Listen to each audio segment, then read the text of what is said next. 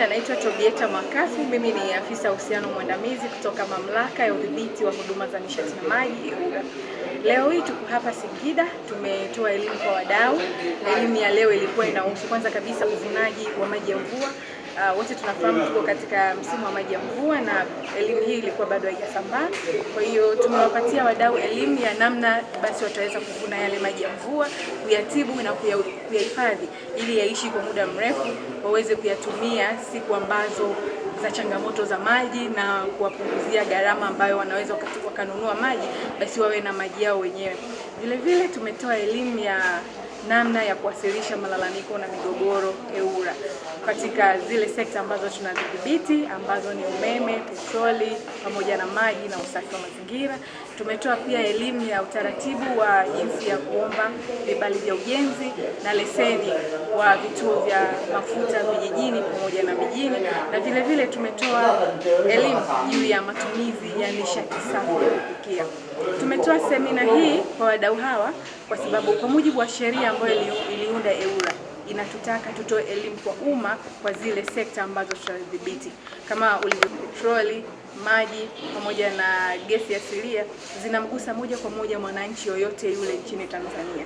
Kwa hiyo hawa waliokuja hapa ni watumiaji. Kwa hiyo tumewapa elimu hiyo ili iwafai katika maisha yao, ili iwafai huko wanakorudi majumbani, basi waweze kuvuna maji ya mvua, waweze kuyatumia, waweze kujua kwenye umeme EWURA tunasimamia nini, wakiwa na malalamiko ya umeme wayafikishe vipi EWURA, na kama wanahitaji kuwekeza katika sekta nzima ya mafuta, basi ni hatua zipi wafuate ili waweze kupata vibali vya ujenzi pamoja na leseni kisheria kabisa. Na tunaongozwa na hiyo sheria ya EWURA pamoja na kanuni ya utatuzi wa migogoro. Tuna kanuni yetu ambayo inatuongoza namna gani ya kushughulika na hiyo migogoro. Baada ya kueleza hayo kwa kifupi, tunatakiwa tujue namna gani unaweza kuleta hayo malalamiko EWURA. Sisi tunaelewana. Kuna changamoto yako kama tulivyosema, umeshindwa kutatuliwa na ule mtoa huduma, unaletaje ile tatizo lako EWURA?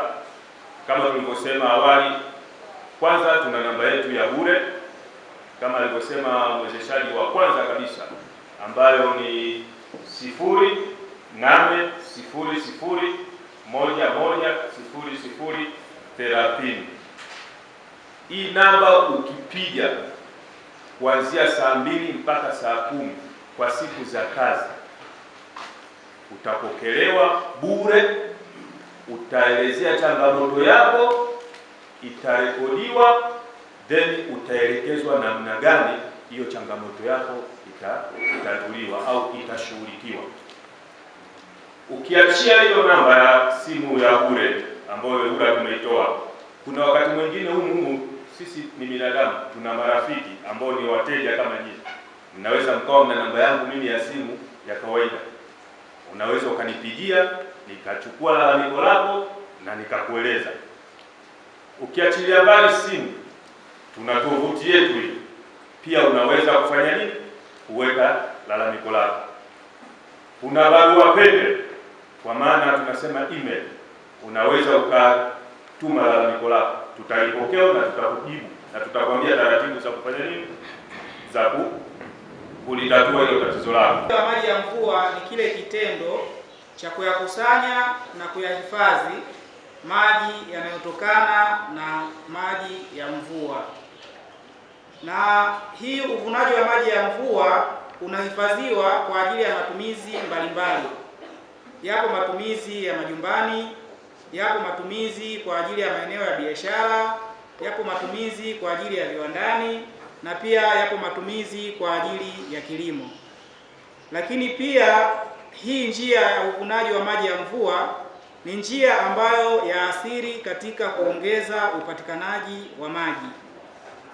Pia uvunaji wa maji ya mvua ni mkakati muhimu wa kukabiliana na uhaba wa maji wakati ule wa ukame au pale ambapo unapata changamoto ya upatikanaji wa maji haya ya kawaida, hususan yale ambayo yanayopatikana kutoka kwa hizi mamlaka za maji au na mamlaka nyingine au taasisi nyingine zinahusika katika usambazaji wa huduma ya maji safi.